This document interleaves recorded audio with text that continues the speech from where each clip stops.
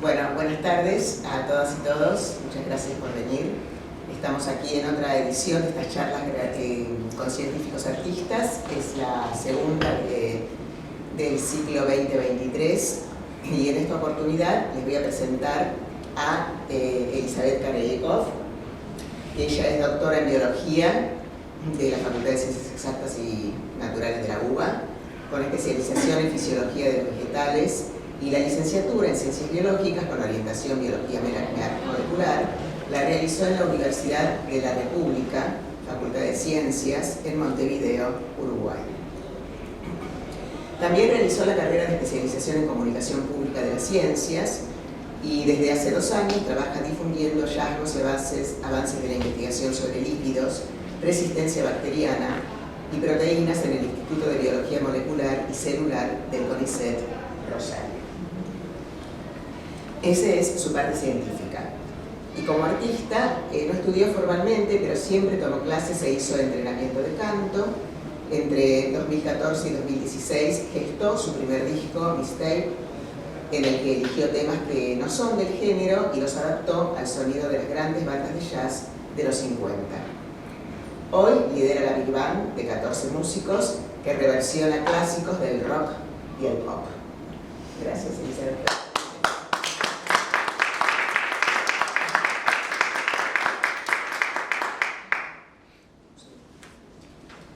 Y ahora vamos a presentar a Teo López Puccio, que él nació en el 98 y comenzó a estudiar piano a los 9 años con Nicolás Villamil y posteriormente flauta traversa.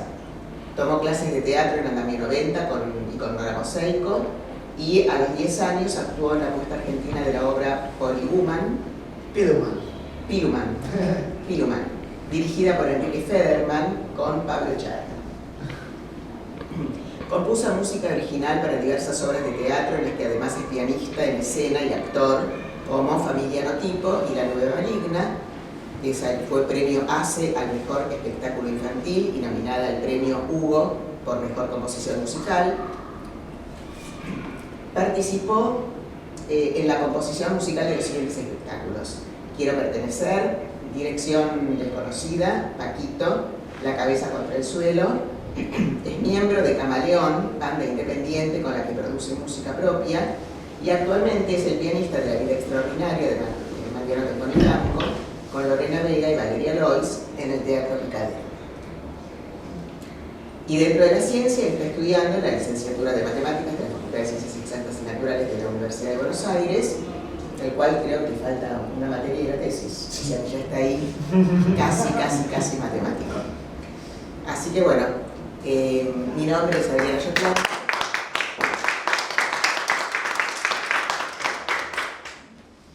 Bueno, me presento, soy Adriana Schottlaender y bueno, yo también soy computadora científica y escenógrafa, vestuarista y productora cultural. Y vamos a ver ahora cómo estas charlas tienen como objetivo ver cómo fueron los caminos, tanto para la ciencia como para el arte, porque siempre parece, ¿no?, que a veces se nombran a los científicos y se lo ven así como que lo único que pueden hacer es estar en un laboratorio, y sin embargo el estudio de la ciencia abre la cabeza y hay como una abstracción que hace que uno sea curioso y que le gusten muchas cosas, pero bueno, hay que transitar los dos caminos. Y quería preguntarte primero a vos, Elizabeth, ¿cómo fue que te dedicaste, cómo fue esta iniciativa para dedicarte al arte y también a la ciencia? Bueno, en mi caso, primero, digamos, el primer camino que empecé a profundizar fue en la ciencia. Cuando llegó, digamos, ese momento, ¿no?, de elegir o de indagar en la vocación profesional, yo opté por el estudio de las ciencias biológicas. Yo venía muy marcada de pequeña por una época que tenía que ver mucho con estas ideas que en el momento eran nuevas de la ecología, todos los problemas climáticos, que se estaban sucediendo, el fenómeno del Niño, bueno, cómo se estaban empezando a estudiar y a tener en cuenta estos cambios que se estaban sucediendo por la actividad humana. Y esa época, yo era chica, ¿no? Cuando todo esto que recuerdo, y me marcó mucho, digamos, me inclinó mucho hacia la naturaleza y la preservación, la conservación. Y bueno, entonces por eso ese interés se mantuvo hasta el momento de elegir una carrera, ¿no? Cuando terminé el secundario. Y ahí decidí seguir por el lado de la biología por este primer llamado, ¿no? Que fue el de salvemos al planeta, digamos, para resumirlo.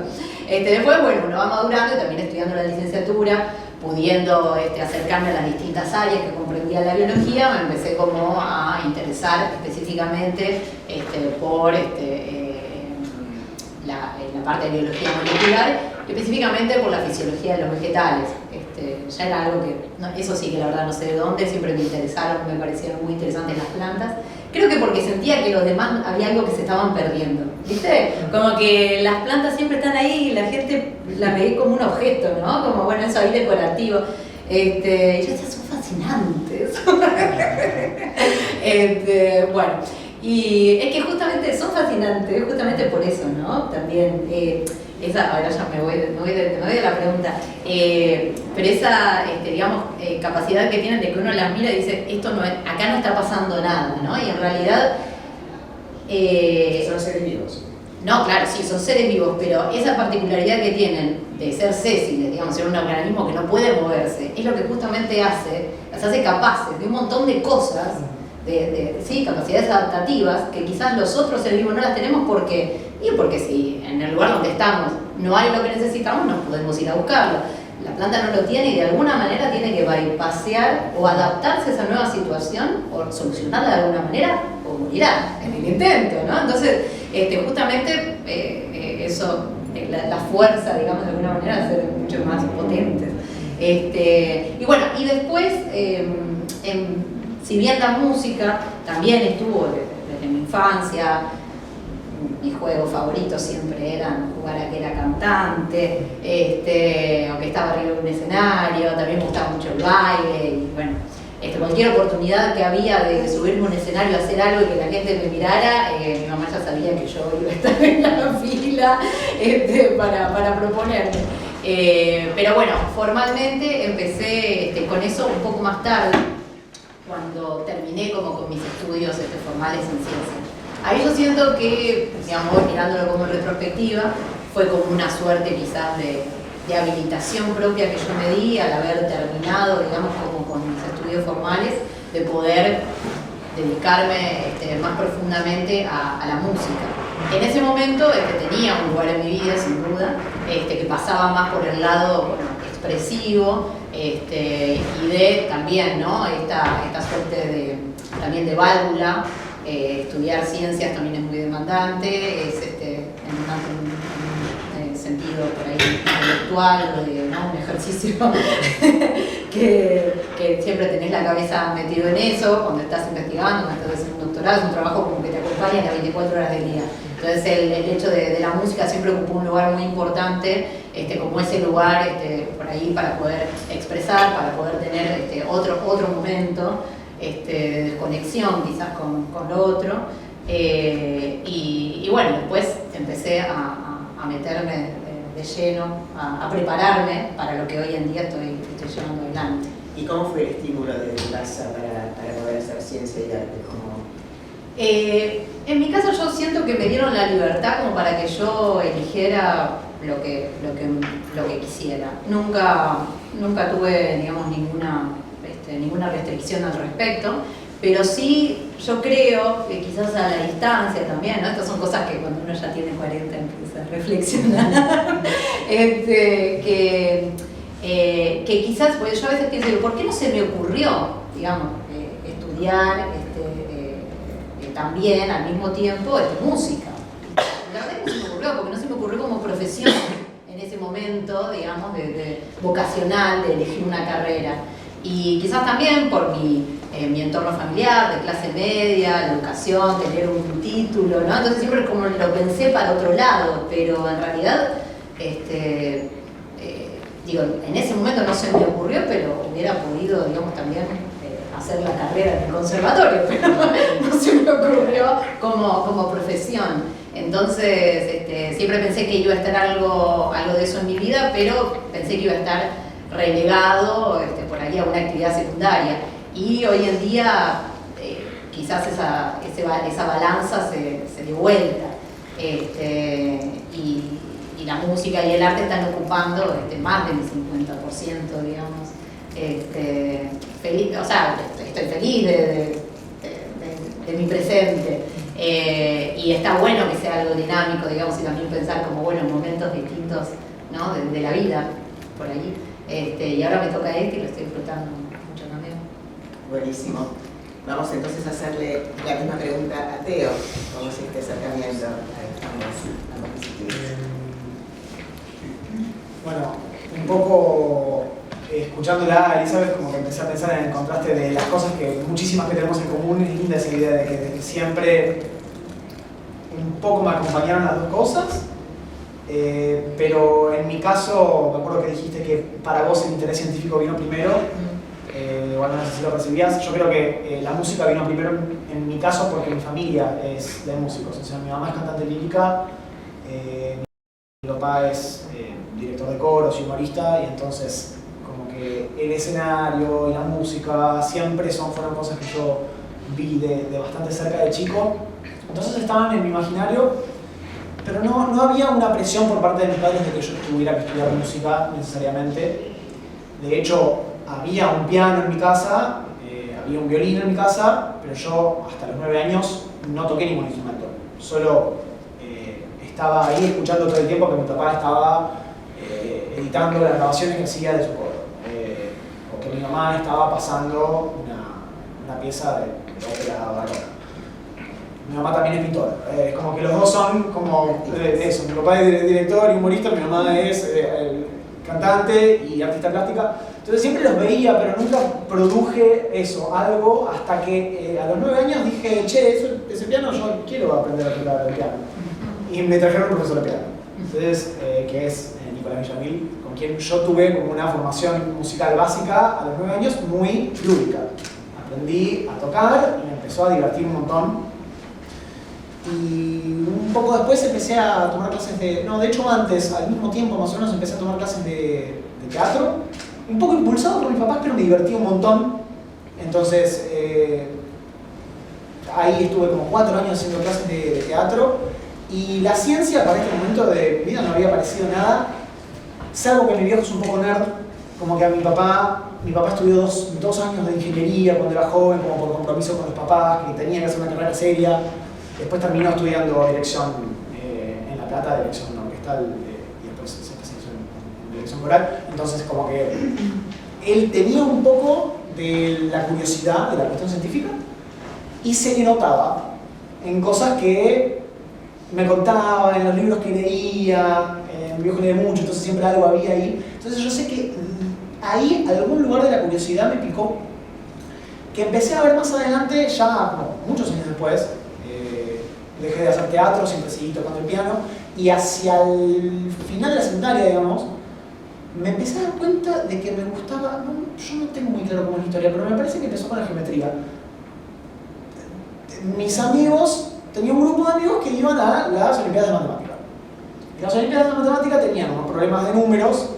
Juancito escribe 1000 números en el pizarrón, no sé, pero todos son de tal forma. ¿Cuántos hay que...? Y había otro tipo de problemas que eran geométricos. C hace un círculo centrado en tal punto y una recta que hace tal cosa. Demostrar que esta recta y esta recta se tocan en tal punto. Y ahí había dibujos. Y yo supongo que me picó como la curiosidad de ver alguno de esos diagramas y decir, como, esto se puede ver con los ojos. Y hay un componente visual estético muy lindo en la geometría. No sé muy bien cómo pasó, pero hacia el final de la secundaria yo empecé a leer matemática y a darme cuenta de que ahí había mucho más que me podía llegar a interesar que lo que me daban en clases de matemática. Nunca fui bueno en números, nunca me gustaron las clases de matemática como la parte de eso, de hacer cuentas, no me gustaba, pero empecé a descubrir que había un juego atrás, ¿no? Como algo que tenía un componente creativo. Y para el final de la secundaria estaba convencido de que quería estudiar matemática. Y un poco tuve que transitar esa dualidad de qué estudiar, porque bueno, me empezó a gustar mucho la música también, al mismo tiempo que me empezó a gustar mucho la matemática y no sabía muy bien qué hacer, mi decisión terminó siendo, bueno, creo que música puedo aprender solo, porque siempre había ido con profesores particulares, siempre terminé estudiando un poco por mi cuenta. Tenía la idea de, bueno, puedo ir a un conservatorio. Pero también decía, ay, pero yo empecé a leer como, no sé, de topología, de álgebra, cosas muy de lejos, ¿no? Pero yo sabía que ahí había un mundo enorme al cual sentía que no iba a poder acceder si no me metía en una carrera. Y hay algo interesante ahí, porque me parece que habla un poco del hermetismo de las ciencias, ¿no? Como que para de verdad saber de eso, estaba bastante convencido de que necesitaba inscribirme en una carrera e ir a una de las materias para que me enseñaran de verdad de qué se trataba de ese mundo loco. La música sentía que la podía explorar solo. Esa es la decisión que tomé. Y lo raro es que, bueno, empecé a cada vez más meterme en los dos simultáneamente. Porque empecé en los últimos años a hacer una carrera en el teatro y en la música, intentando siempre meterle pilas a la carrera, que ahora estoy llegando hasta el final. O sea, me estoy por recibir el año que viene, con suerte me recibo. Pero bueno, ahí te lo conté cronológicamente. Esa es la historia. Sí, yo pensaba que loco eso, ¿no? Porque lo del entorno familiar es totalmente lo opuesto. O sea, en mi casa no había ninguna figura, claro, que tuviera que ver con el arte. Y yo creo que por eso es que a mí se me ocurrió, porque no tenía ningún ejemplo de una profesión de alguien en el arte, cercana, digamos. ¿Y tenés hermanos o hermanas? Sí, tengo una hermana. ¿Y se dedican al arte o a la ciencia? Bueno, al principio no, ahora sí, mi hermano también empezó a hacer algunas cosas de música. A él siempre le gustó la música y muchos de mis gustos musicales están muy influenciados por mi hermano en mi juventud, ¿no? Y del hermano mayor siempre tío. Y otra pregunta que quería hacerles a ambos es cómo, digamos, uno es una sola persona, es un solo cerebro, es un solo pensamiento, cómo influye una actividad en la otra, ¿no? ¿Cómo esto de hacer algo de música que vengas pensando de alguna forma justamente en algo que tenga que ver con la ciencia, con esa ciencia, algo más lúdico con la música, ¿cómo combinás estas dos tareas? ¿Cómo se te mezclan a vos las tareas? Bueno, sí. Últimamente he estado pensando más en eso y creo que yo percibo que en la manera, digamos, que he tenido como de construir un poco la carrera artística y el proyecto, digamos, que llevo adelante, que desde el lado de la producción y la realización es muy ambicioso porque involucra a mucha gente, muchos músicos, una producción importante. Y yo ahí percibo que hay una cierta método. Me gusta. Claro. como un método que sin querer, digamos, como que inventé para hacer eso, digamos, ¿no? Entonces me parece que ahí hay una parte como de la formación científica que yo sin darme cuenta, digamos, que la apliqué para realizar eso. Que es para mí es, digamos, no sé, un experimento que me ha llevado 10 años, en donde tuve que planificar un montón, tuve que ensayar ese experimento para que salga bien, tuve que aprender un montón de técnicas y de herramientas, armarme para poder después realizarlo y después finalmente llega el día donde, bueno, vos haces el experimento y ves cómo sale. Y me parece que eso, ¿no? Como esa manera de estructurarlo y de pensar la carrera como con objetivos intermedios, pensando en la meta, digamos, final y para qué era cada etapa, en función de qué, ¿no? Como una estructura de ese tipo, que a veces lo pienso y digo, claro, no había, o sea, si no hubiera sucedido, ¿no? Porque realmente, o sea, al ser también una persona que no venía del ámbito de la música, como que bueno, tuve que aprender mucho sobre la marcha mientras que iba haciendo, y creo que por eso también como que de alguna manera, digamos, generé como esa manera de poder llevarlo adelante, ¿no? No sé. Y en la parte, yo creo que el tema de la creatividad en la ciencia es imprescindible, o sea, para el desarrollo de una actividad científica, y creo que por eso también se dan mucho estos cruces, porque hay una cuestión de la creatividad que es la base para poder, digamos, responder una pregunta. O sea, digamos, primero, digamos, en la ciencia, bueno, obviamente, vos creo que lo mencionás, está la curiosidad, ¿no? O sea, bueno, cualquier persona puede hacer ciencia, no es que todo tiene que ser Einstein ni nada, pero hay dos cosas para mí que son fundamentales, o tres. Una es que tengas curiosidad, digamos, de que hay algo que vos persigas, bueno, que no cierra, que hay algo, una información que te falta y que te gustaría tenerla. La otra es tener la curiosidad, bueno, esa es la curiosidad. La otra es tener la creatividad para pensar cómo podés responder esa pregunta. O sea, y ahí necesitas realmente ser creativo, porque muchas veces esa respuesta no es tan clara. Digamos, la respuesta a qué tenés que hacer para responder esa pregunta. Y después en la ciencia hay mucho también de perseverancia. Y de justamente esto, vuelvo a lo que empecé, a los objetivos a largo plazo, ¿no? Y a los objetivos intermedios. Porque muchas veces uno tiene una pregunta, un interrogante, pero para llegar a esa respuesta tenés que resolver unas cuantas que están antes, y adquirir herramientas, y prepararte, y ensayar, y errar. Y bueno, y al final quizás capaz llegás, pero también te puede llevar más o menos 10 años, yo creo. Así que más o menos por ahí. Que estás tomando también el arte como un experimento. A veces sale bien. Claro, sí salió muy bien. Es lindo eso. Me parece clave la mención de la creatividad en la ciencia, porque siento que es algo que no se dice demasiado. Creo que dentro del ámbito científico se da por sentado y fuera del ámbito científico no se lo menciona. Que es, voy a decir algo feo, la gente tiene esta idea de que la matemática es rígida porque lo que te enseñan en la escuela más que nada son hacer cuentas y el algoritmo, y bueno, ¿cómo se divide? Yo lo hago así de memoria y ya está. No pensé.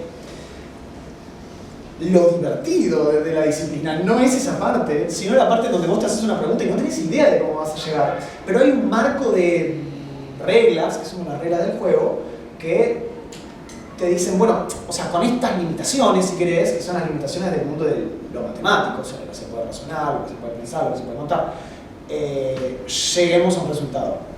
Lo lindo de eso, como decías, del método o del experimento en otro ámbito, aunque el objetivo no sea científico, sino estético, hacer que un tema suene bien con una banda, tiene los mismos componentes de un par de reglas que están puestas por el ambiente. Yo solo puedo hacer esto con la guitarra, yo solo puedo tocar esto con tal escala, los parlantes que tengo son estos, pero igual necesito que suene bien.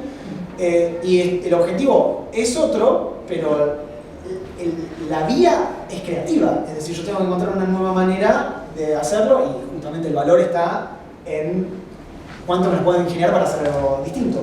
Y que eso sea una vía de llegar al conocimiento o a la producción artística en ambos lugares es una cosa que, qué sé yo, puede ser medio metafórico, medio una respuesta un poco complicada, pero la realidad es que esa es la creatividad que está en las dos disciplinas y es importante remarcarlo, ¿no? Y que eso, cuando yo descubrí que, insisto, la matemática, porque es lo que elegí estudiar yo, ¿no? Pero que la matemática tenía un componente de libertad, ¿no? De que, ok, yo puedo también mover las reglas y decidir cuáles de las reglas convienen. La matemática es completamente arbitraria, no le importa cuáles son las limitaciones del mundo real, siempre y cuando estemos hablando de matemática pura, puedes hacer lo que quieras. Así como eso, yo puedo cambiar los instrumentos de la banda y decir, bueno, para que esta canción suene mejor no voy a llamar a un guitarrista, voy a llamar a un arpista.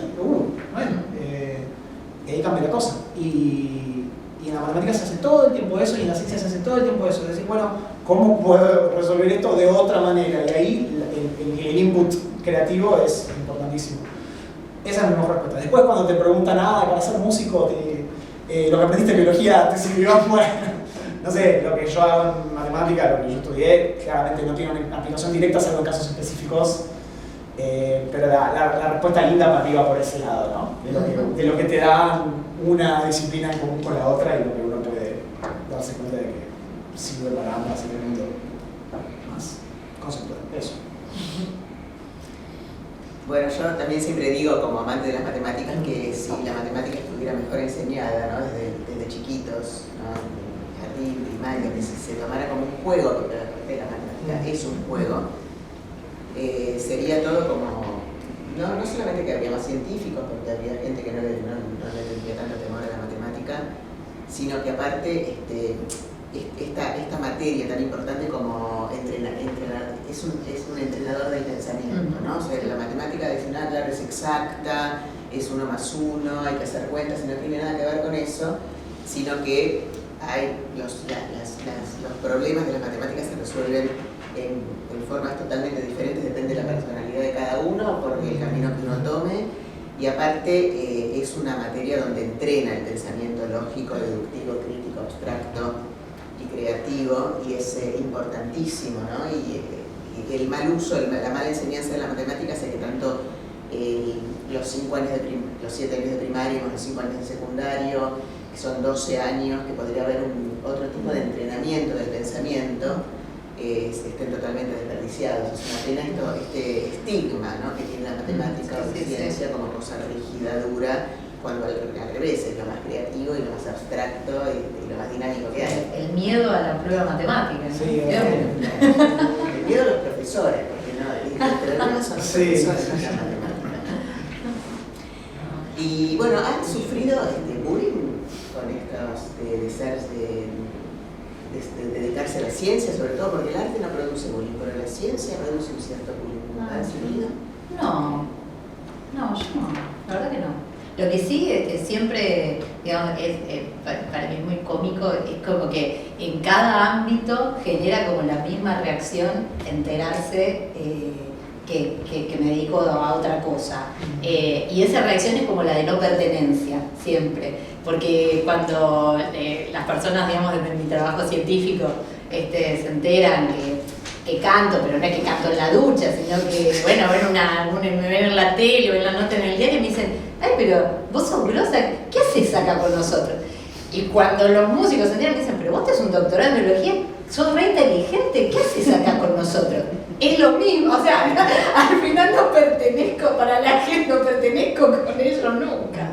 Y eso me da mucha gracia porque es la misma reacción en los dos ámbitos. Creo que es algo muy curioso ahí, ¿no? O sea, que tiene un poco que ver con, bueno, no sé, creo lo que estábamos hablando, porque también, viste, el doctorado, sos re inteligente, ¿qué haces acá? ¿Viste? Cantando, ¿no? Y los otros por el otro lado, ay, tenés esta capacidad artística, ¿qué haces acá laburando en el laboratorio? Bueno, pero no, bullying no. Sí, bueno, sorpresas, digamos que sorpresas sí. Perfecto. Y vos cambiamos bullying por sorpresa, entonces. Bueno, está bien. No, sí, sorpresa seguro. O sea, estoy pensando en bullying, no, me retrotrae mucho al colegio. Creo que simplemente había menos interés general por cuestiones científicas.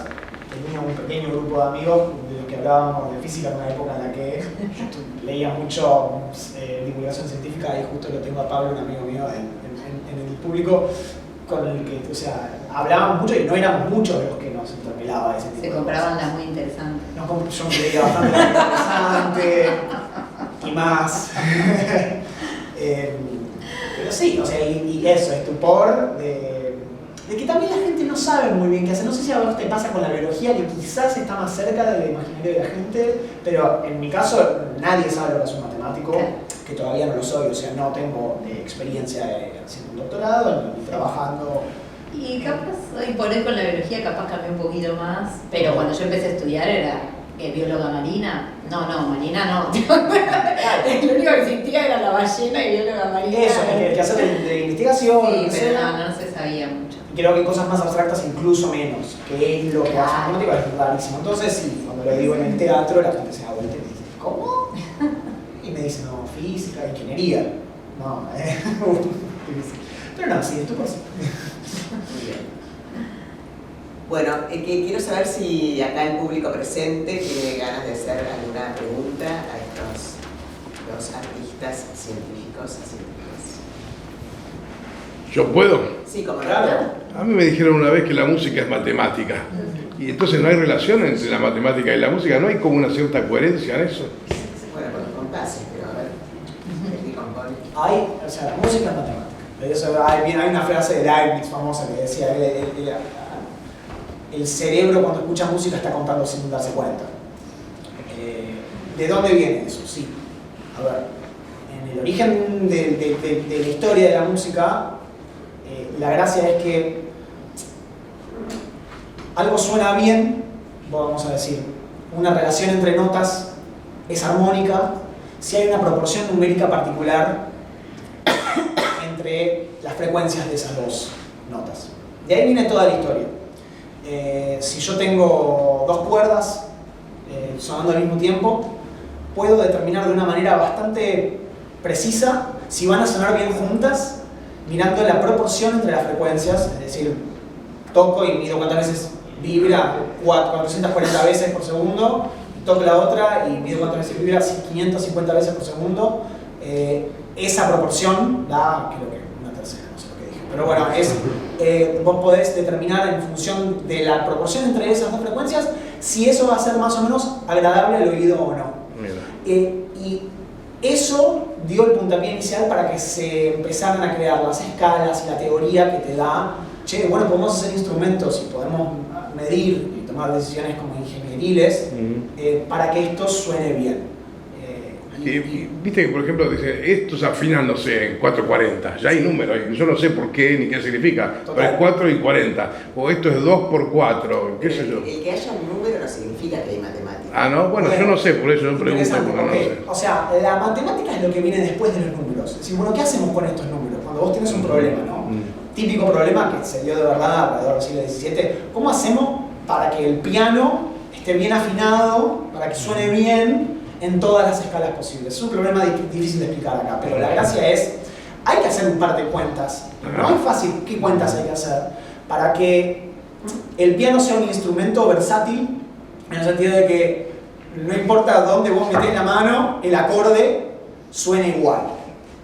Es decir, que un acorde mayor, que vos puedas cantar que lo cumpla feliz, que lo cumpla feliz, o que lo cumpla feliz, que lo cumpla feliz, o que lo cumpla feliz, como que ese tipo de cosas, para que un instrumento lo pueda hacer, o si yo lo hago muy intuitivamente cantando, pero para que un instrumento lo pueda hacer hay que hacer un par de cuentas raras, y eso es matemática en el momento en el que hay un problema, ¿no?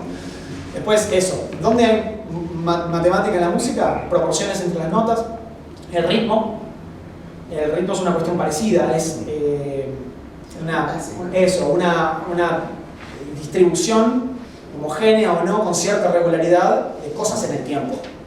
Entonces, en la antigüedad se decía el quadrivium era cuatro artes que se enseñaban en las universidades medievales, eran la música, porque era el arte del número en el tiempo, la geometría, porque era el número en el espacio, la aritmética, que era el número solo, y la astronomía, que era el número en el espacio y en el tiempo.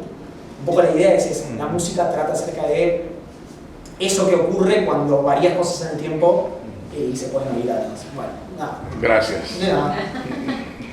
Aparte, bueno, en la música están los compases, ¿no? El famoso 2x4 que se mantiene, el 2x4, el de vals, el de cada 3. El contacto, claro. Claro, y eso sí, es un ritmo que podría decir, sí. En matemática, bueno, sí, hay un 2, 3, 1, 3, 1, 3, pero el hecho de que exista un número significa que eso es un hecho matemático. De acuerdo. ¿Vos qué dices? Preciosa pregunta. ¿Había alguna otra?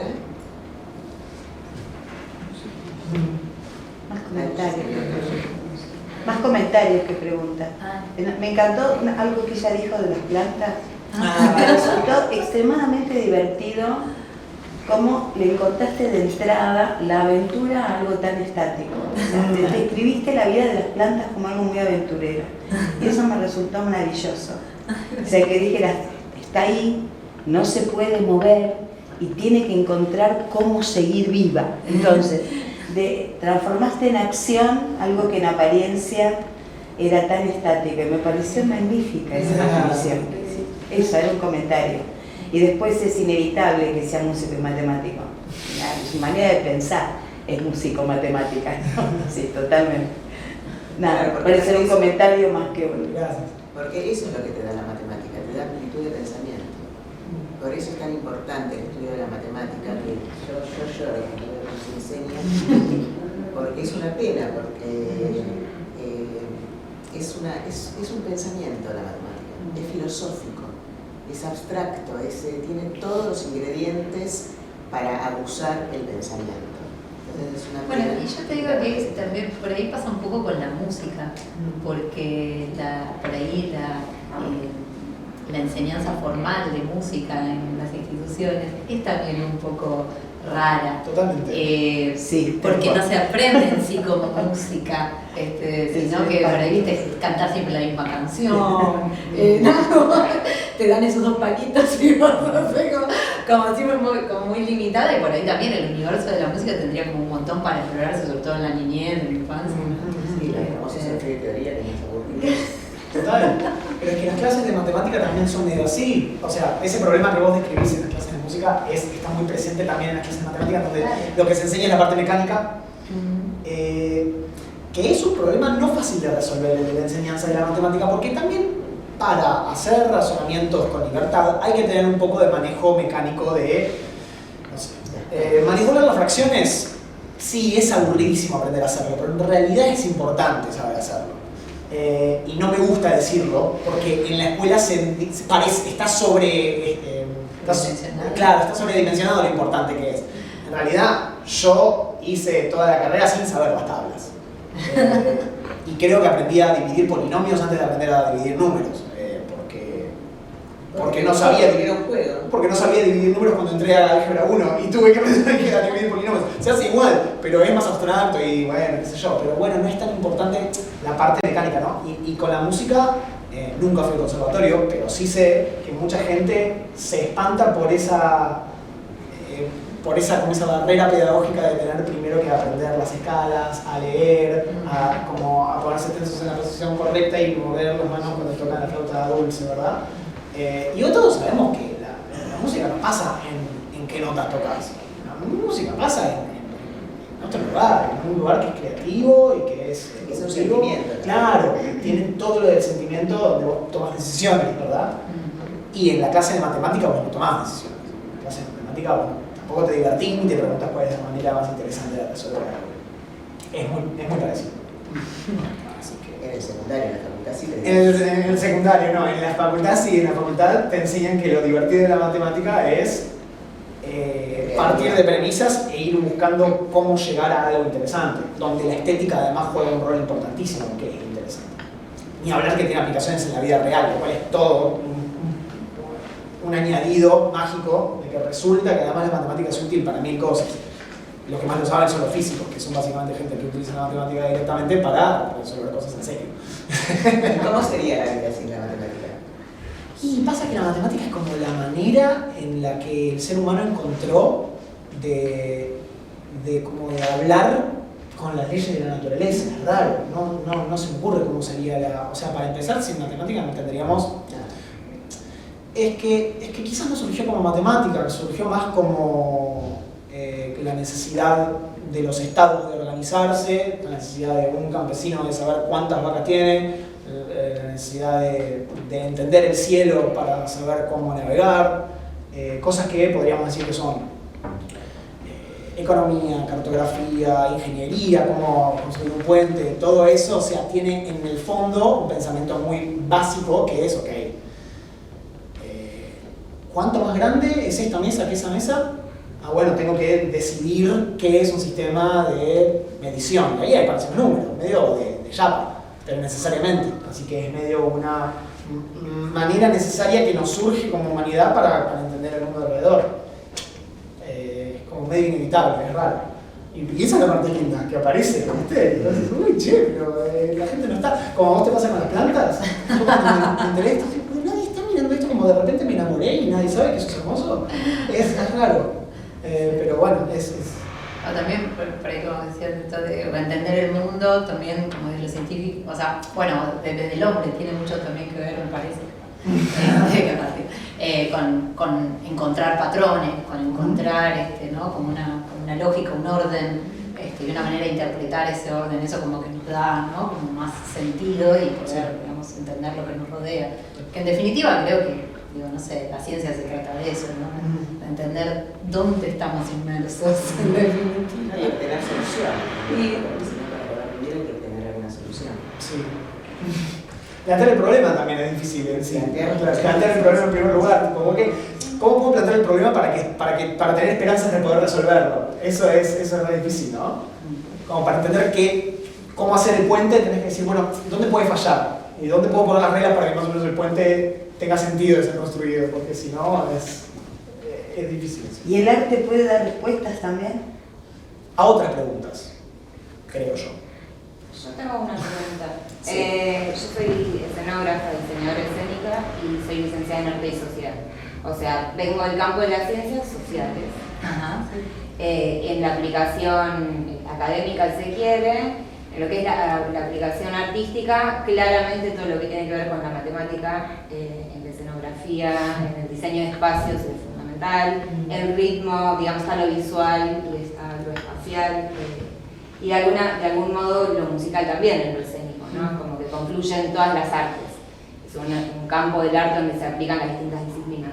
Y me parecía interesante, o quería preguntarles, en realidad, ustedes traían en ambas experiencias como lo metodológico, los aspectos metodológicos del campo científico, provenientes de las disciplinas del campo científico, bueno, tal vez en tu caso es un poco al revés, porque es matemática y música, y esto es biología y música, entonces no es tan directo, pero que, digamos, claramente hay una aplicación de los aspectos metodológicos, lo metodológico de la ciencia, que encuentran aplicado en el campo del arte como facilitador, como, digamos, posibilitador de la creación. Bueno, ¿qué pasa a la inversa? ¿Hay algo de lo metodológico del arte? ¿Hay algo de los saberes del arte? ¿Hay algo de la experiencia concreta de transitar o de crear en el arte que en el campo de lo científico les ha generado alguna posibilidad, les ha abierto alguna posibilidad de desarrollo teórico o práctico o de aplicación en ese campo específico? Digo, has empezado a mirar a las plantas, a escuchar a las plantas de pronto, de otro modo, digo, o que se te hayan ocurrido posibles problemas, claro, posibles problemas o soluciones. Digo, ¿cómo se da esa relación? ¿Es de la ciencia al arte en la experiencia de ustedes o es, digamos, no sé, entienden? Sí. Y no sé, yo creo que en mi caso creo que veo más la influencia de la ciencia hacia el arte que del arte hacia la ciencia, me parece. Creo. No había pensado esa pregunta, estoy pensando ahora. Dame unos días. En un principio diría que lo siento un poco más unilateral. Yo tengo algo distinto que responder, pero por ahí te da ideas. A ver, me ilumina. Como que el ojo artístico está un poco en lo científico por lo que yo llamaba antes lo estético. Es decir, la búsqueda de la belleza también es importante, no necesariamente en lo metodológico, sino en la búsqueda a gran escala de la ciencia. ¿Por qué? En el caso de la matemática. En mi experiencia subjetiva desde niño, siempre me gustaron los dibujos, ¿no? Y me gustaron no por una razón científica, sino por una razón puramente estética. Che, qué lindo que es este nudo, ¿viste? No sé, alguna vez habrán cruzado una imagen en Wikipedia con muchos colores, pero complicada, que tiene una simetría, y vos decís, hey, esto lo podría haber hecho un artista, pero es difícil. Si lo conocen a Escher, no sé, ilustradores grandes que fueron muy directamente influenciados. Ella se sentía más cercano a los matemáticos que a los científicos, digo, que a los artistas, porque como que tenía una búsqueda muy estética buscada por cierta curiosidad técnica, ¿verdad? Bueno, a lo que voy es que el ojo artístico sí está disponible para la persona que busca una verdad científica. En esto de decidir qué es lo interesante, qué es lo que vale la pena ser preguntado y qué cosas, además de lo visual, por ejemplo, le dan valor a algo. Por ejemplo, a mí me gusta mucho la geometría porque tiene un componente tangible, ¿no? Vivencial de lo visual, y además el componente abstracto de que por ahí el diagrama que hice yo lo hice para resolver un problema, ¿verdad? donde esas dos cosas confluyen, está mi ojo artístico diciéndome, che, este problema está bueno, y se lo quiero mostrar a otra persona porque va a entender por qué está bueno. Hay algo acá que me hace sentir que está bueno. Y también está lo añadido de, tiene matemática encima. son como dos lugares distintos por los cuales ir sondeando el universo de la ciencia, qué sé yo. No sé si es medio vaga mi pregunta, pero creo que se resume en la palabra estética. Y en matemática también hay mucho una noción un poco romántica, pero creo que sigue siendo válida hoy en día, de que se buscan cosas que sean lindas de por sí, no necesariamente que sean útiles. Es cosa que tiene la matemática muy particular en sí misma, que por ahí la matemática pura tiene una búsqueda muy de la verdad, sin importar que sea útil en otros ámbitos. Está la idea de que siempre uno desarrolla matemática y de casualidad, dentro de 100 años puede ser exactamente lo que necesitaban tales ingenieros para desarrollar la teoría que permite hacer la cura para el cáncer o un material súper resistente. Ese tipo de cosas pasan todo el tiempo, en la física pasan todo el tiempo. Pero la motivación principal es estética. Digo, todo el tiempo en la historia de la física pasó que se utilizaron técnicas matemáticas que fueron desarrolladas mucho tiempo antes, cuando todavía no había una razón para creer que iban a ser útiles. Y entonces, ¿por qué fueron hechas? Porque era lindo. Pero esto desde los griegos, ¿eh? Pero ese es el criterio de investigación. Ese es el criterio de investigación, por supuesto. Cuando se investiga en matemática pura o en cualquier ciencia pura, se investiga sin saber. Exacto. Pero, por ejemplo, volviendo a ella de la escenografía, no sé si conociste al arquitecto Gastón Breyer. Claro. Bueno, yo tuve la... No en persona, pero lo conozco a Gastón Breyer, por supuesto. Bueno, él, aparte, bueno, era profesor de escenografía y también profesor en la arquitectura, y él tenía, por ejemplo, un concepto que tenía un objeto, no sé si se llamaba alfa o epsilon, una cosa así, Epsilon, donde vos tenías que diseñar un objeto que no sirviera para nada. Y ahí tenés que usar la matemática, porque tenés que usar la abstracción, la creatividad, el hecho de que realmente cómo haces un objeto que no sirve para nada cuando uno está tan condicionado a que las cosas sirvan. Y ahí, bueno, es una conjunción de matemática con arte total, ¿no? Lo que hacía Breyer era eso, una cosa de descolocarte permanentemente y ponerte en otros lugares y tratar de que pensar de otra manera y sacar la abstracción y sacar la creatividad y eso era un conjunto de arte y matemática. Claro, a mí esto que decías Juan hace un ratito respecto antes de las preguntas, ¿no? De la aplicación práctica, no como de algo, o yo lo traduje de ese modo, ¿no? Como de alguna manera la matemática, o respecto a alguna de las preguntas que surgía, de cómo, en qué momento surge, en qué momento aparece la matemática, ¿no? Bueno, cuando empiezan a tener que resolverse algunas cuestiones, empiezan a aparecer estas aplicaciones prácticas. Por eso pensaba como, digamos, desde su vivencia, desde el campo del arte, qué es lo que el arte les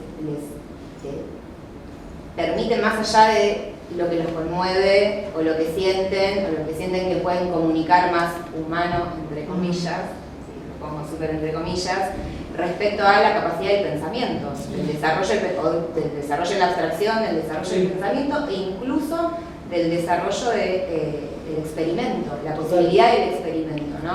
Digo, actualmente esta idea de, vos decías más temprano algo de la creatividad, ¿no? Que está en ambos campos, claramente, está en el campo del arte, está en el campo de la ciencia, porque bueno, hay preguntas que hacerse para resolver, ¿no? El problema implica una pregunta. Pero pensar en términos, cuestiones más actuales, ¿no? Como muy desde el campo de la investigación, capaz, cuestiones vinculadas a, se me va la palabra, muy vinculadas a pensar lo metodológico, digamos como, se me mezclaron las palabras. Esto, la idea de la innovación y la creación, ¿no? Como que la innovación forma parte de la ciencia y la creatividad en el vocabulario, ¿no? Común de los mortales, la creatividad como parte del arte, la innovación como parte de la ciencia. Interesante eso. ¿No? Entonces, por eso pregunto cómo se da ese cruce para ustedes, en su experiencia, que puedan reconocer ese cruce disciplinar, desde lo metodológico o desde la propia praxis que les posibilita. Vos empezaste con la música, Sí. venís del mundo de la música, la matemática te maravilló, pero esto ya es súper subjetivo. Puedo pensar que de alguna manera la matemática te maravilló porque vos venías mucho de la música. Pero es que estabas eso- muy ahí, es- entonces empezaste a encontrar. Es que eso no es, está buenísimo lo que estás diciendo, y me parece que me es muy difícil ponerme en palabras y siento que no lo pude comunicar bien en lo que respondí antes, pero hay una búsqueda lúdica, digo, te ponen un problema matemático y necesitas resolverlo, esa sensación de que vos podés explorar los distintos caminos y que estás haciendo progreso y que el progreso está ahí en la búsqueda y no necesariamente en llegar al resultado, es algo que está mucho más claramente en la disciplina artística, ¿verdad? Entonces, si vos estás convencido de que eso es así, che, vamos a buscar, como el ejemplo de la canción, cómo hacer que este tema suene con la banda, todos estarían de acuerdo inmediatamente en que es más interesante la búsqueda que el resultado. Me parece que en el ámbito artístico está como más dado por sentado eso. En cambio, la gente no lo sabe que tanto es así en la disciplina científica. La búsqueda del camino y de la creatividad y de todas las cosas que, distintas variaciones que vos podés hacer buscándola, valen tanto como el resultado final. En la matemática valen más que el resultado final, porque lo importante es la demostración, que no el resultado. Claro, no el resultado. Nada de eso. Así que sí, entendiste mejor que yo mi respuesta. ¿Cómo lo vivís vos? ¿Te cindís o las lográs mezclar un poco? ¿Tu área científica con tu área artística? Bueno, ¿O te cindís con esto de que para unos sos rara y para otros también sos rara? sí, en realidad creo que ahora estoy como justo, qué sé yo, entrando como una etapa un poco más nueva. En realidad estos 15 años, digamos, más de convivencia entre las dos profesiones, yo siempre, digamos, me esforcé por separarlas, siempre. Me tomé el trabajo de separarlas. Y creo que ahora ya hace un tiempo estoy en otro momento donde estoy empezando a entender que no puedo separarlas. Me llevó un tiempo, pero bueno, que no puedo separarlas y que en definitiva, bueno, esto que vos decías hoy, cuando vos lo decías yo me permitía dudarlo, porque decía que nosotros somos uno, un cerebro, una cabeza, y yo decía, somos uno, pensaba, no, somos uno. Y yo estoy entendiendo de que sí, en definitiva soy una, y muchas veces ahora me encuentro que, bueno, cuando llego al instituto, por ahí un martes, se hacen las 9:30 y digo, estoy escribiendo una nota sobre un paper y digo, pucha, o sea, vino la cantante a trabajar hoy también al instituto, ¿viste? Entonces, y claro, y antes yo estaba siempre como muy buena, a ver, viernes, 7:30 de la tarde, arranca la cantante, vamos, ¿no? Como bueno, me saco el guardapolvo y me pongo los tacos, no, va. Y ahora entiendo que bueno, que esa convivencia es imposible de evitar, y que bueno, y también me pasa que, bueno, qué sé yo, no sé, por ahí está la cantante y qué sé yo, que le fascina la fisiología de las plantas, y bueno, pero creo que también es como, no sé, es un gran ejercicio, digo, personal también, como de conocimiento, ¿no? Como esto, ¿no? Justamente, justo la pregunta que hiciste, mirá, Soy mala. y acá el psicólogo. Soy mala. No, lo venimos laburando. Pero sí, justamente, qué sé yo, no sé vos cómo lo has vivido, pero ya te digo, para mí yo lo resumo así, o sea, siempre traté de separarlas y entiendo que... no sé, supongo que por, no sé, los mismos prejuicios, digamos, que uno tiene, que tiene todo el mundo. Como que no quería que en el mundo científico se enteraran que yo era cantante y no quería que mis músicos se enteraran que yo no era científica, qué sé yo. Pero quizás más me importaba lo primero, que en el instituto no supieran que yo era cantante. Y eso me imagino que por un por un preconcepto, ¿no? O sea, por ahí No es tuyo, que nos afecta a todos. un preconcepto social. Claro, un preconcepto social, No es sí, como de pensar que eso por ahí es una actividad poco serio, claro. que era poco seria comparada con lo que yo tenía que estar laburando ahí, ¿no? Pero bueno, creo que eso también, bueno, es parte, ¿no? También de otra deconstrucción. Y que bueno, que tiene que ver también con entender esto, como la unidad en sí, digamos que bueno, soy siempre la misma persona, ¿no? Por más que yo quiera separar, y que existe esta nutrición de una hacia la otra. Entonces digo, bueno, en realidad está copado, porque hay este feedback, ¿no? Y probablemente yo no sería la misma artista si no hubiese estudiado 10 años ciencia. Entonces, bienvenido sea. Yo quería hacer una... Sí. En realidad es un comentario que viene pegado a lo que vos decías, porque yo estaba pensando 100 años, ¿sí? Yo no tengo 100, estoy relativamente cerca, lo digamos, joven de los 70.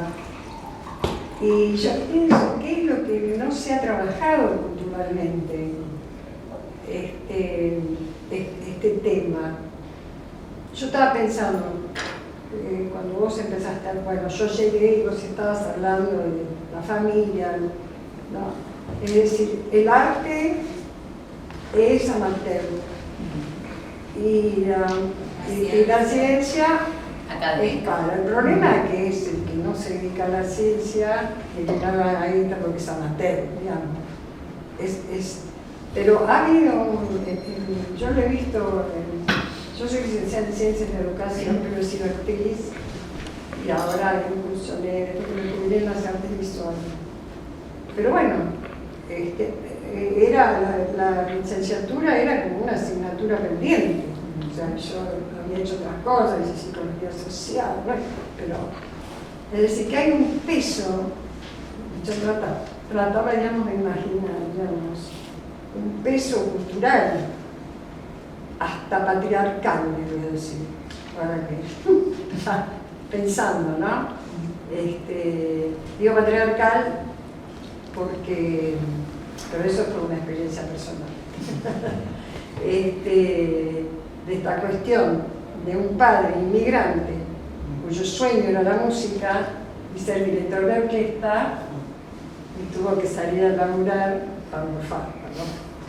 Entonces toda la vida en mi casa hubo piano, toda la vida estuvo la música, toda la vida hubo conciertos, se acompañaban cantantes, todo, pero era amateur.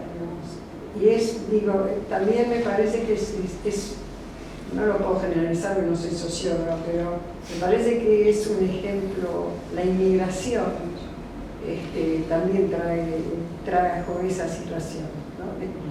No deja de ser una frustración.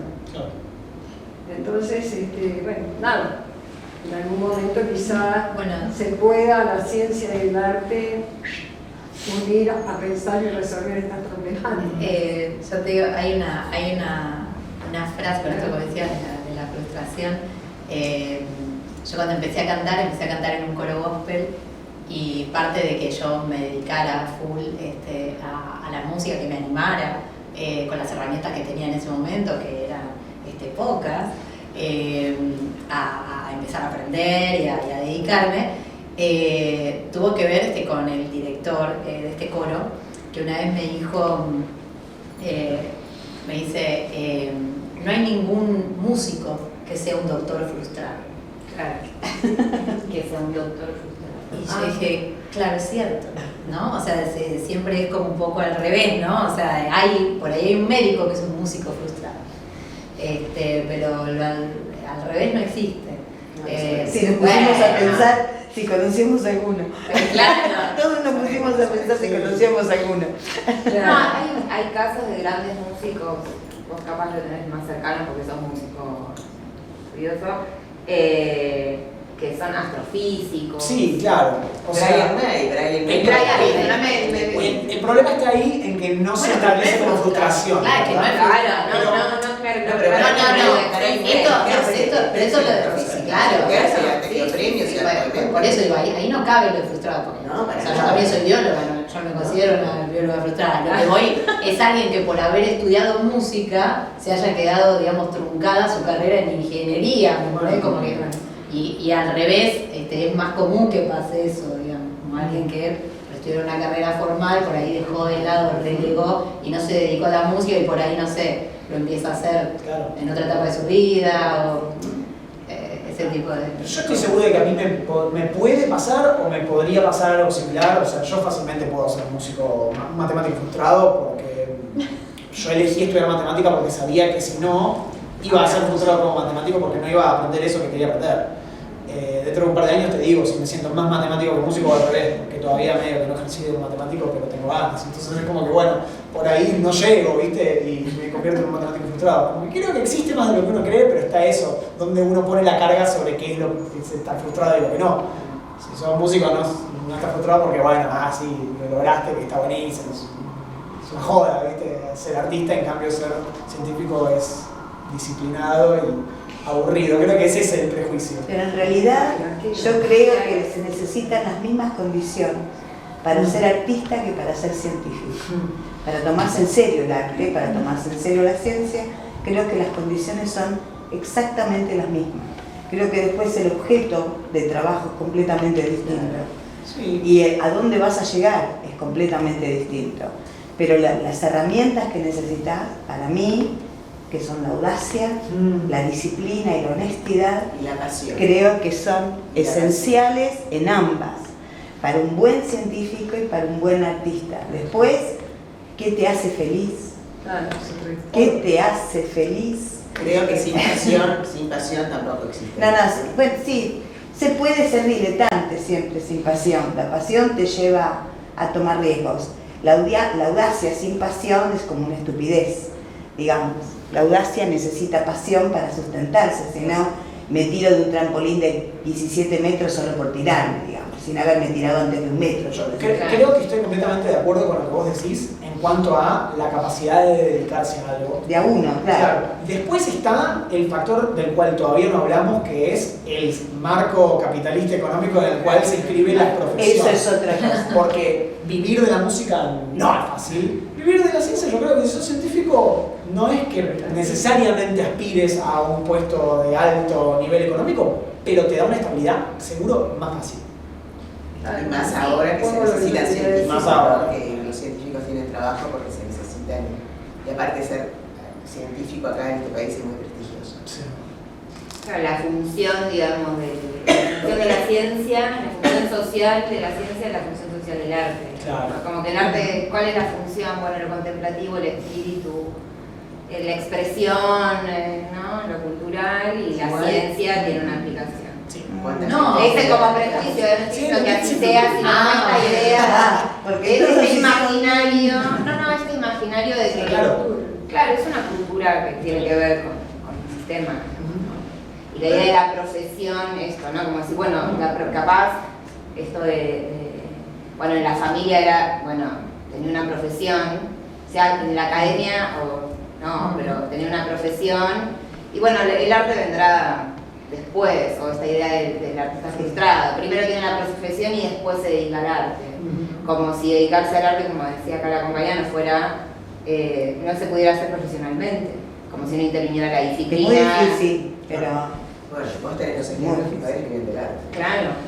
Sí. ¿Cuántos músicos, cuántos artistas? Hay montones de artistas que viven del arte. Sí, pero si lo pongo en contexto, creo que viven del arte y son privilegiados en ese momento. O sea, es muy poca la gente que accede a ese lugar.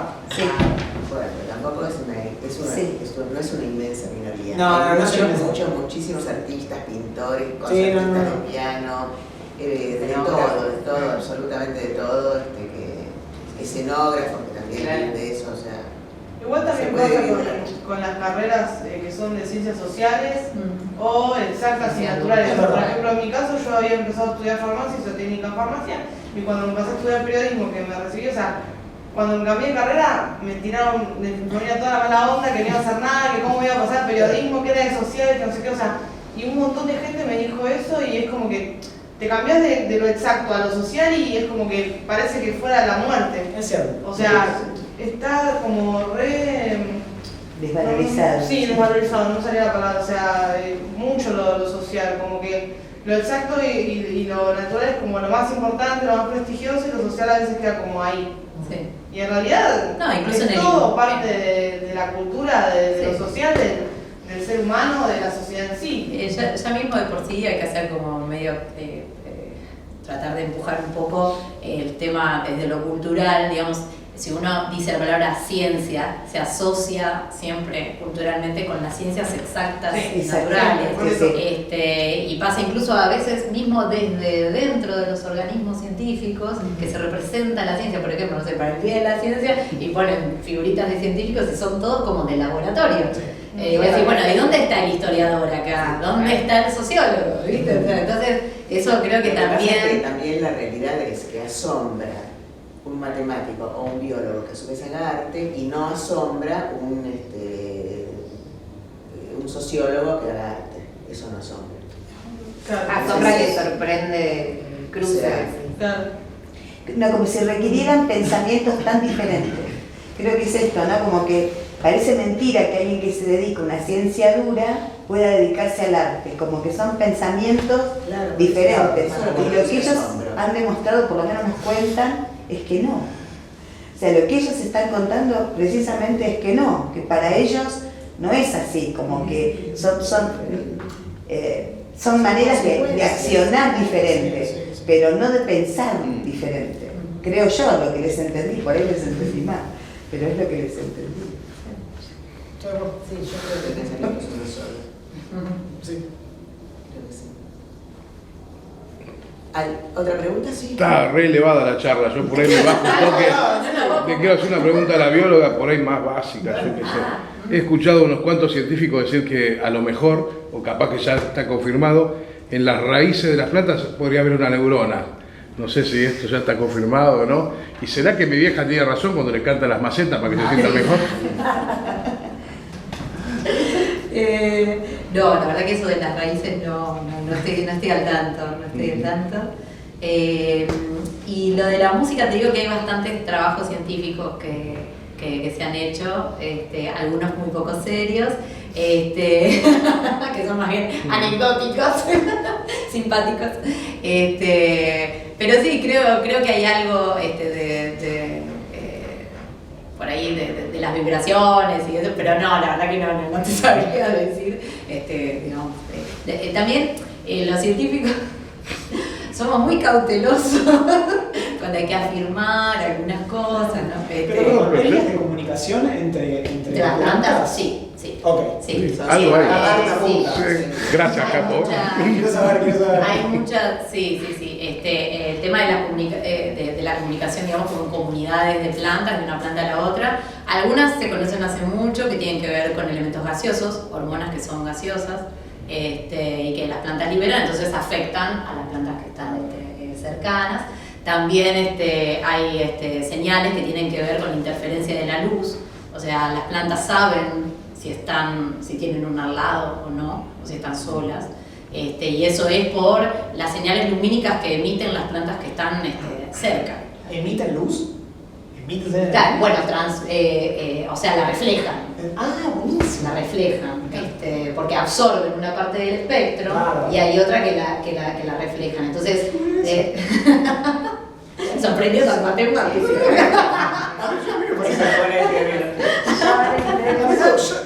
Yo podría haber estudiado biología perfectamente. ¿Verdad?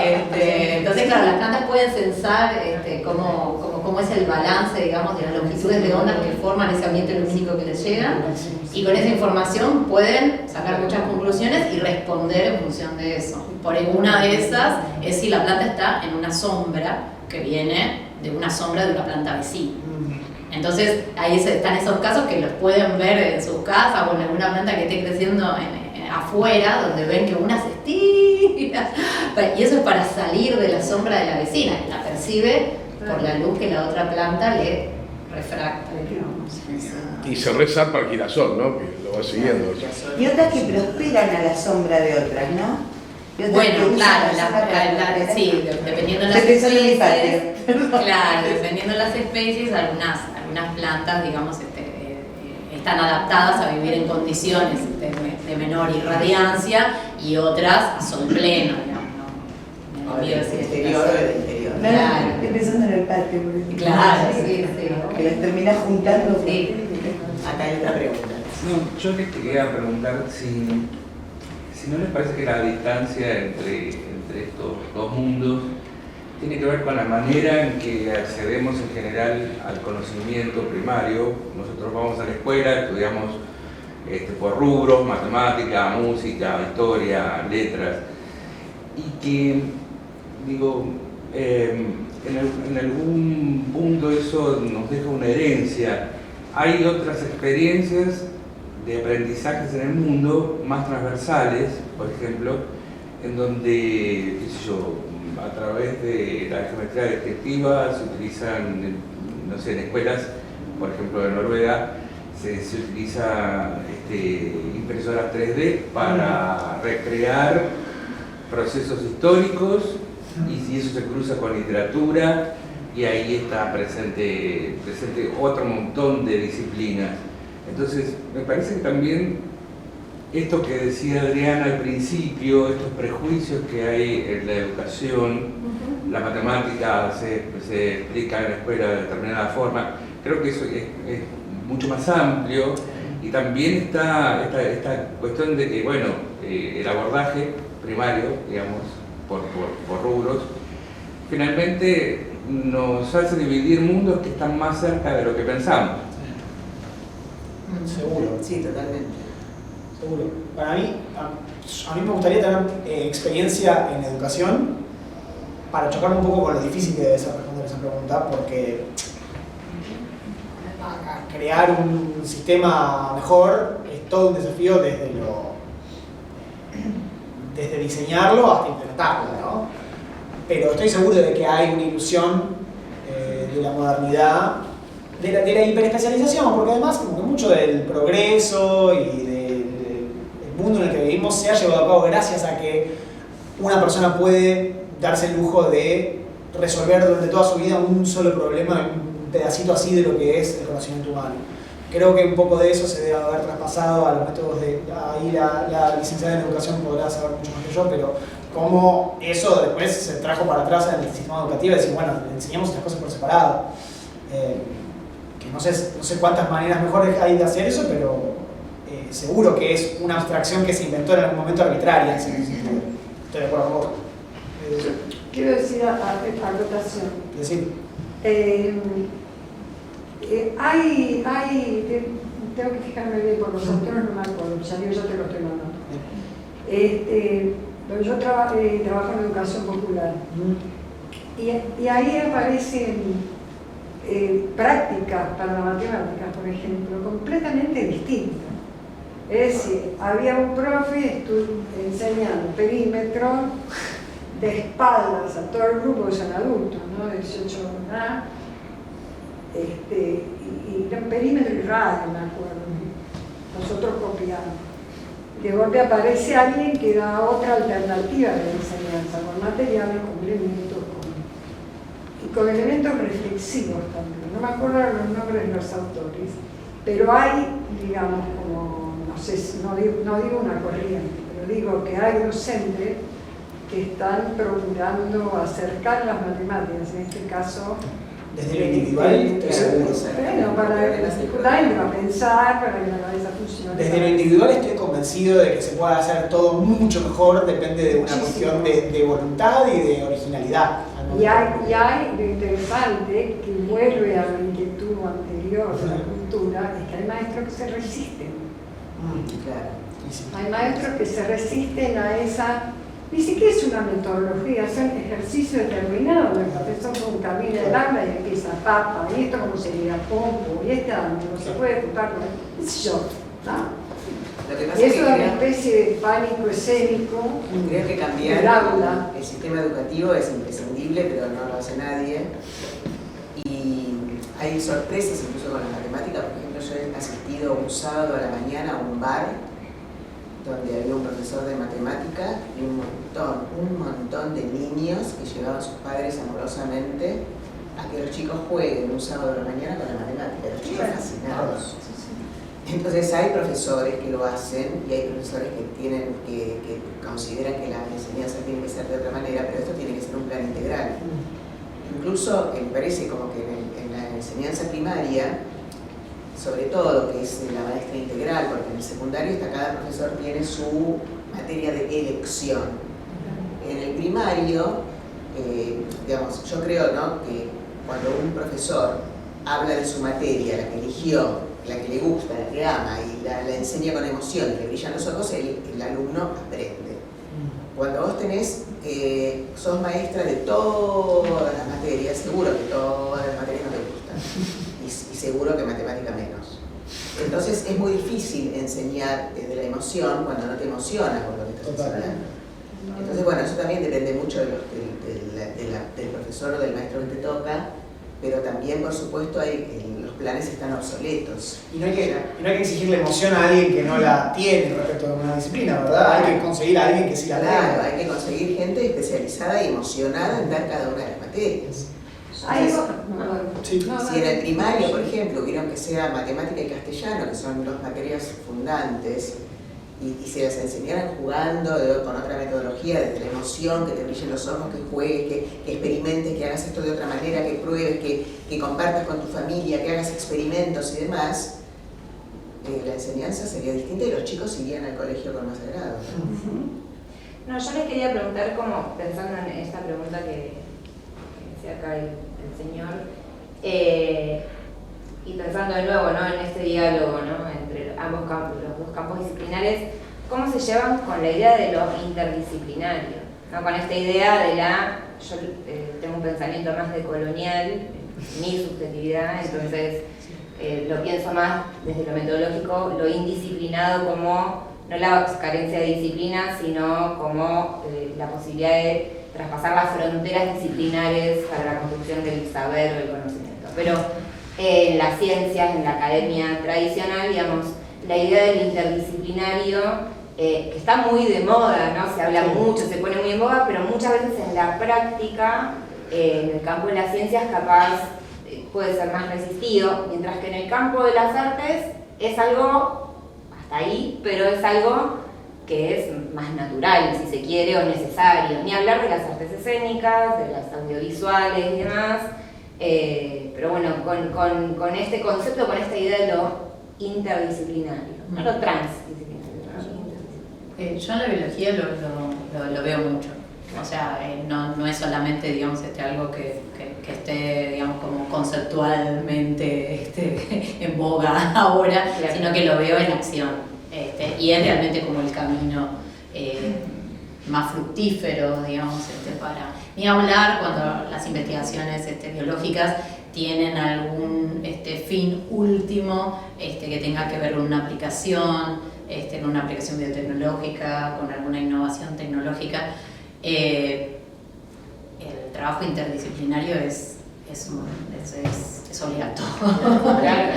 Y yo lo veo muchísimo, digamos, desde dentro de los institutos, mismo a veces, digamos, la interdisciplina ocurre mismo dentro de un solo instituto, ¿no? O sea, porque cada grupo, que era algo vos decías antes, como esto es la super especialización, o sea, la ciencia tiene mucho que ver con eso, ¿no? Uno termina como trabajando en un nicho tan específico, que bueno, justamente, para salir un poco de ahí ya necesitas una interdisciplina, porque claro, cada laboratorio tiene un nicho súper específico, y cuando se dan esos cruces, yo creo que son de las cosas más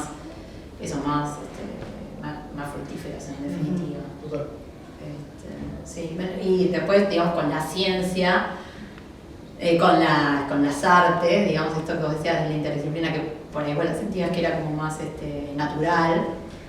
A mí me parece que en el mundo del arte también pasa, que igual medio parecido como con el mundo de las ciencias, que es como que a veces la dificultad primaria está como en el lenguaje, ¿no? O sea, como en la comunicación. Mismo con el, no sé, o sea, los músicos quieren comunicarse con el director de escena, no es fácil. Por un tema ya como me parece como re primario, ¿entendés? Que tiene que ver, no sé, con que el director de escena sabe lo que es proscenio y el músico no tiene idea. y está en el escenario, toda la vida estuvo en el escenario, pero nadie le dijo que se llama proscenio. Entonces le dicen, no, el proscenio, ¿dónde? ¿De qué? ¿De qué? Bueno, y en la ciencia también pasa un poco eso, porque esta especialización también lleva un poco como, bueno, primero hay que bypassear el tema de la comunicación. Y después que nos podemos comunicar, bueno, ahí viene la interdisciplina, ¿no? Nos podemos nutrir, pero bueno. Ahí aparece lo pedagógico de nuevo, ¿no? Como para mí, ¿no? Como puente, como la posibilidad el aporte de lo pedagógico, como encontrar las formas de... a mí me pasa, por ejemplo, trabajo con músicos, trabajo con actores, trabajo en teatro, he trabajado en cine, he trabajado con músicos, digamos, haciendo distintos diseños escénicos, puestas en escena, y es cierto, al principio me pasaba que había no sé, una frustración, pero sí una situación de decir, ¿cómo no entiendo capaz? Pero tal cosa, y el otro no tiene la menor idea de lo que vos haces, no tiene idea de todo lo que se compone, capaz desde lo visual o desde lo escénico, y ni hablar de cuestiones más técnicas o específicas de lo que es el escenario, por ejemplo, o la complejidad de un proyecto escénico, digamos. Sí, capaz desde el sonido, pero no desde las luces, o no ¿no? Entonces ahí digo que lo pedagógico aparece como... Me parece como trabajando como pianista en una obra de teatro. Yo trabajo mucho en teatro, estoy siendo mucho músico para obras de teatro, componiendo y tocando. Y sí, me parece que tiene que ver un poco con la permeabilidad de las personas, y cuántas ganas tengas de meterte y de saber cómo le dice el otro a eso, que vos, para vos quizás no tiene un nombre, ¿no? A mí me pasa mucho con actores o con, no sé, iluminadores o escenógrafos que no saben poner palabras a algo musical. Como que es más arriba, ¿no? Yo digo, sí, porque está más rápido. Ah, cierto, para mí yo le digo tempo y quizás alguien no sabe. Pero lo mismo con la ciencia pasa también. En los ámbitos interdisciplinarios seguramente están las personas que de verdad les interesa un poco también qué es lo que está haciendo el de al lado, y otros que quizás va y, bueno, yo hago mi trabajo y te resuelvo mi parte de la ecuación. Pero... El ego, la profesionalización, ¿no? A mí me aparecen a mí como categoría. El ego del artista, el ego del científico, no sé, ahí como juega, en el arte juega muchísimo, en la ciencia imagino que también. Y la profesionalización desde el punto de vista, digamos, de bueno, yo voy, resuelvo esto, me encargo de esto, no necesito comunicarme necesariamente, no necesito saber lo que vos estás haciendo, simplemente en mi momento, ¿no? En el momento en que yo tengo que intervenir y hacer el montaje. Claro, no superponerme con el momento del montaje de sonido. Bueno, siendo las 19:30, damos pie a una última pregunta, si alguien tiene, si no vamos cerrando la charla. Yo quería hacer, sí, por ahí para cerrar, sí, está muy interesante. Una pequeña anécdota. ¿Cómo? Una pequeña anécdota de un astrónomo titiritero, hablando de la ciencia y del arte. Tiñanelli se llama. Había hecho en un paraguas el sistema solar. Entonces giraba por las escuelas y contaba a los chicos el tema a partir de los títeres, a partir de ese sistema solar que había hablado. Y otra cosa que hacía en los patios era la aleta del norte, sureste y oeste, ¿sí? Donde estaba ubicada la escuela, porque él consideraba que era muy difícil hacer una construcción de subjetividad si no sabes dónde estás parado, ¿no? Si en el este, en el oeste. Incluso nos había enseñado a hacer una especie de brújula por si te perdías en algún lugar, etc. Y hacían mucho un trabajo de mapas con los pibes. ¿Cómo? La cartografía. Claro, trabajaba cartografía. Y bueno, ese era su... Hay un libro por ahí. Era como su pasión. Era, bueno, me parece, de golpe me vino a la cabeza este ejemplo, ¿no? De un científico, artista y en educación. Recorrían las escuelas. Claro, a mí me recordó el libro de Mario Bunge, que es Metodología de la Investigación Científica, hay algo que me quedó grabado, que son los signos, el signo número 3. ¿Quién vio caminando un número 3? Totalmente, o sea, me remontó a eso. Qué hermoso. Hay un montón de signos y vivencias y no son tangibles. La ciencia muchas veces no es tangible. Y el arte tampoco. Entonces estamos acostumbrados a lo tangible. Y ahí es donde me parece que el ser humano marca límites que no lo puede sobrellevar. Me parece maravilloso que naveguen mundos, la verdad lo digo. Me parece fantástico. Un aplauso para todos.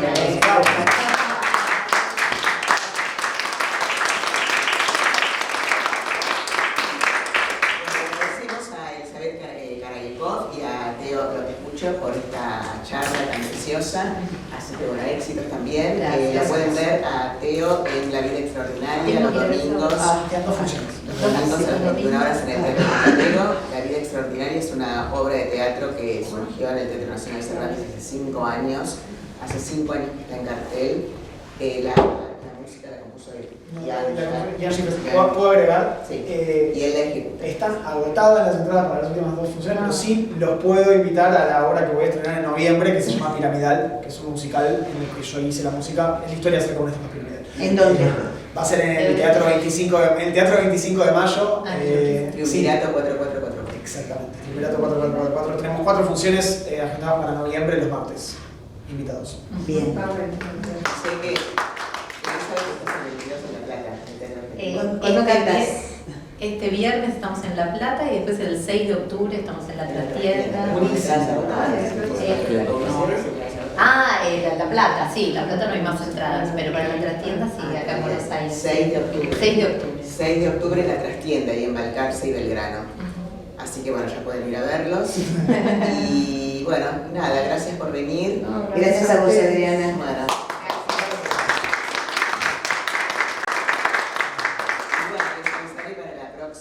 Estoy detrás de Topa, aparte de ser músico tan consagrado que yo que da vuelta por el mundo, es técnico químico. Así que bueno, ya me prometió pero lo vengo persiguiendo y todavía no lo logré. Así que veremos, ya van a estar todos interesados. Bueno, muchas gracias.